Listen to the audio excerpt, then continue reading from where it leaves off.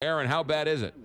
It's pretty bad. The number of borrowers who owe more than $100,000 in student loan debt has quadrupled in the last decade. And according to the president of the New York Federal Reserve, seriously delinquent student debt rates across the country are just getting worse and increased just in the last 3 months of 2016 by 11%. What's interesting about this study was that they're more worried about the people who owe $10, $15, $20,000 than the people who owe a lot more. Well, sure, and the big numbers are grab the headlines, but there's a real problem with people in significant student debt. They're much less likely to own a home, the New York Fed says, given the age of those who completed their education with little or no debt, and that of course is a big form of wealth accumulation. And so you start with student loan debt, and you're almost unable to get out from under it, and it's a real problem as the New York Fed is urging more programs that make college more affordable. It's interesting because college affordability, or the price of college, is skyrocketing, double and tripling, but yet salaries are not going up as fast. So why are colleges so much more expensive today than they were when, say, you and I went?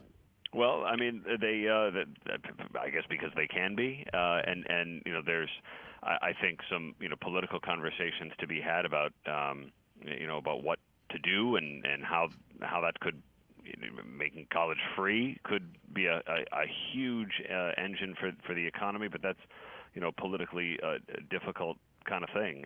But here, over the past several years, those student loan borrowers with even relatively low balances are becoming at high risk of default, and they may not have completed much education even if you have a low balance. That's sort of indicative of that, and so it's almost a weird badge of honor if you have a high balance. If you have $100,000 in student loan debt, that may mean you're really well educated, but you don't have the prospect of paying it off anytime soon. Yeah, no, it's a good point. If you have $100,000, $200,000, your doctor, whatever, and so you have means to pay that back over time. If you drop out and you've got $20,000, $30,000 in debt, you don't have the benefit of the degree, but you have the loans, and so it's going to be harder for you to pay it back.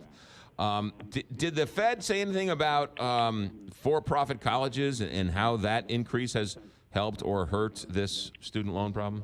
They didn't really, they tried to keep it apolitical and really tried to stay away from the from the politics. But the Fed couldn't help but comment on the Trump administration, which has come under fire for moves that appear to really be backpedaling on the previous administration's efforts to ease the burdens of student loans. And last month the Education Department said it may not honor all loans under a forgiveness program that was started by George W. Bush in his presidency, and the Fed says, look, it may be a tough political conversation, but you have to have them in order to get more policies that make college more affordable. It would be beneficial for income mobility, and as the economy gets more complicated, the New York Fed chief said college is more important, and so it's reasonable to have the conversation about how you can have college and have the education without having the burdens of debt.